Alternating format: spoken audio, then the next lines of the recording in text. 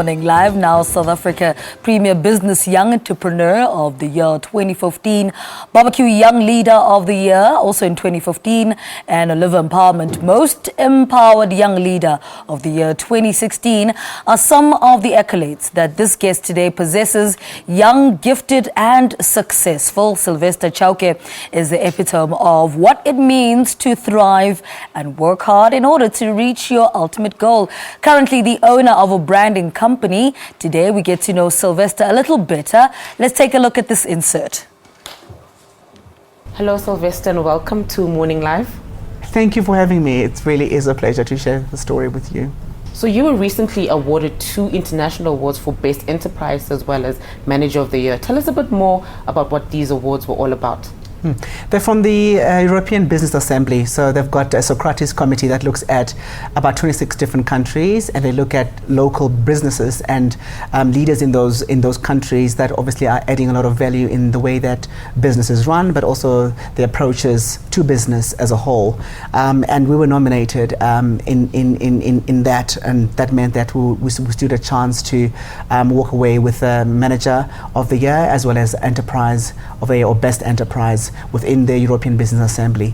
Obviously incredibly elated by that because of the platform that it is, but also an opportunity for us as a young business. Apart from acknowledgement and fanning for your recognition, what do these awards mean to you as an individual? They validate that maybe we're on the right journey, because when you start a business you always think I just want to sustain this business at the beginning, because you really just want to keep it going.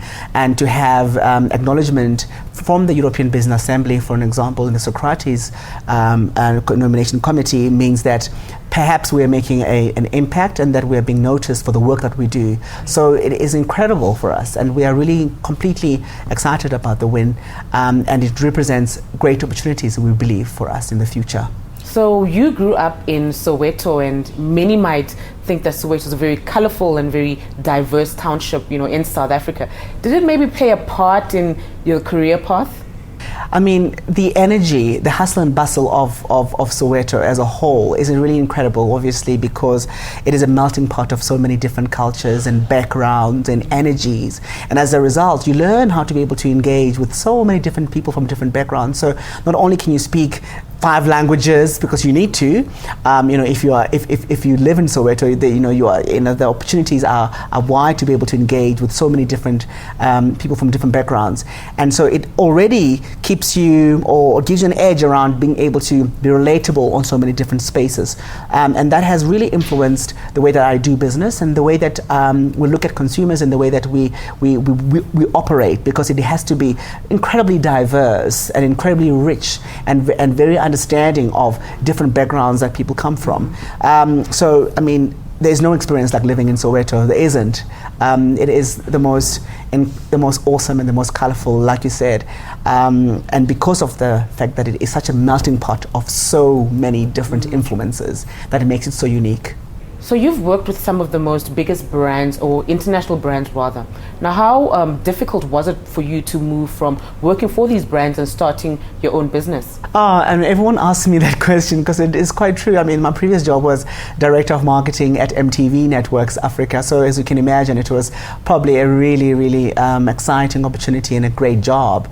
But I guess for me, I was ready then to be able to really chart a different path for myself career-wise, but also be able to influence what I believe businesses should be run, and try to bring my own flair and my own way of doing business. And therefore I needed to do it in a space that allowed me to do that, and that meant starting my own business and really utilizing all the skills that I've learned along the way from amazing people to be able to build and start this one. So the courage, I think it came out of a necessity. I felt like I was ready to start a new chapter with DNA Brand Architects. Many people are, afraid to start their own businesses because they're scared that they might not succeed. But what keeps you going, and what keeps your business successful?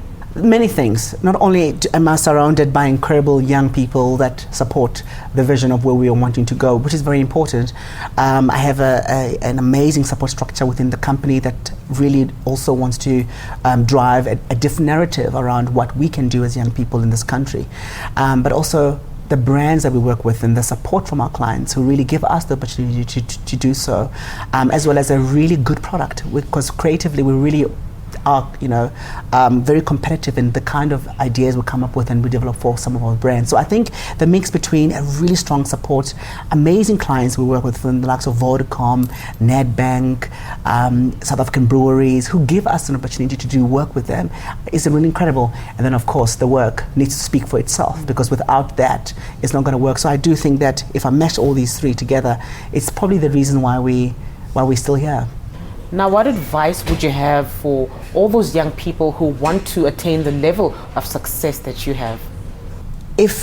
Success is one thing, and it's what you set out to be. And I think that for me, the fact that you're already thinking about how do I try to be better than what I am right now is probably a really good place to start, because it's many of us and many young people talk about, I want to do this, I want to become an entrepreneur, there's a lot of I want to do this, I want to do that.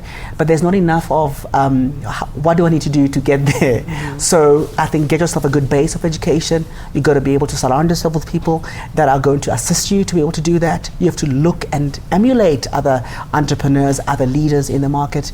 And it also starts where you are. Because I think that to be a successful entrepreneur, you kind of have to be successful currently where you are. If you've got a job that you're working on, if you're working at a call center like I did, I wanted to be the best person I could be at the call center, because it really is about building the ability to be able to move yourself from one space to the other, regardless of the challenges that you do face. It's been a pleasure having you on the show, Sylvester. Thank you so much for joining Morning Live. I love Morning Live, so it's such a pleasure to be here with you this morning.